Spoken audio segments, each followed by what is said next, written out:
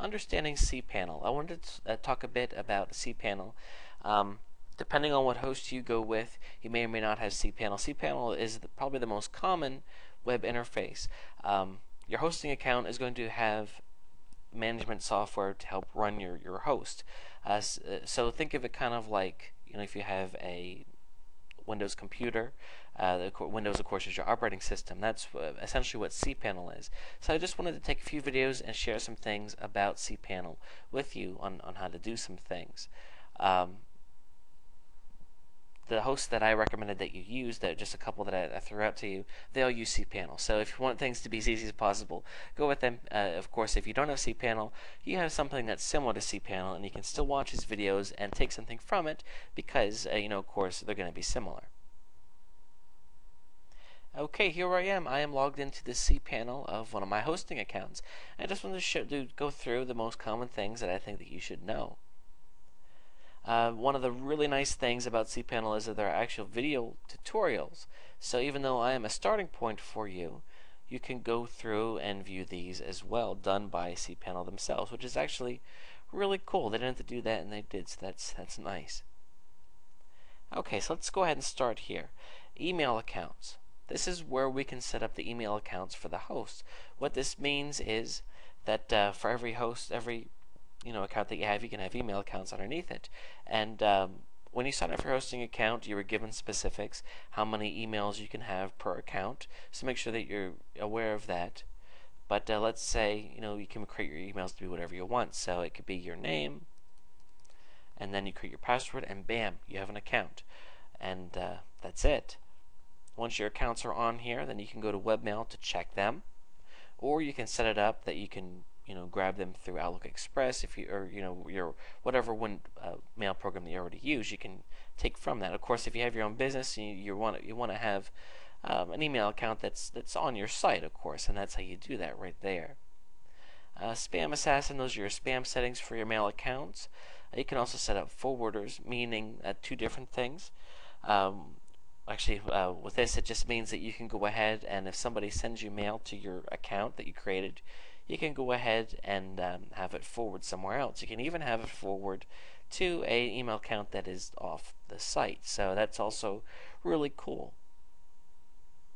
And you can set autoresponders for your email too. If somebody writes to you, that you have something right back to them. Okay, let's move down here. File Manager. This is actually really important.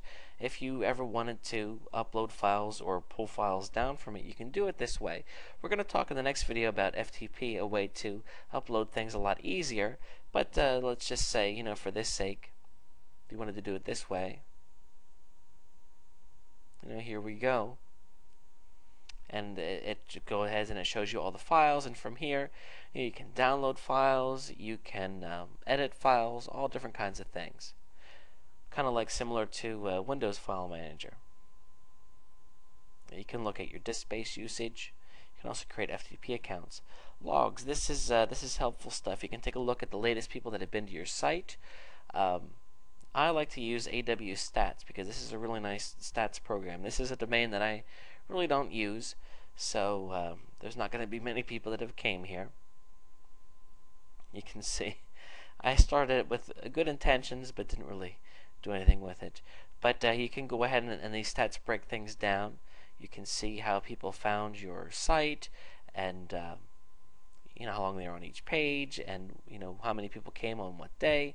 It's pretty cool stuff, and certainly important if you want to study how well your site is performing and where people came from, and of course why. You can also download your stats to analyze them in an external program. You can also password protect things. We can create subdomains, add-on domains, redirects. If your hosting account came with databases, here is the MySQL database, which is really important. And then we have software here. Oftentimes, even if you don't have Fantastico, which this account actually doesn't, even though I told you need it, how about that? Here we can do things like set up a clock or a guest book.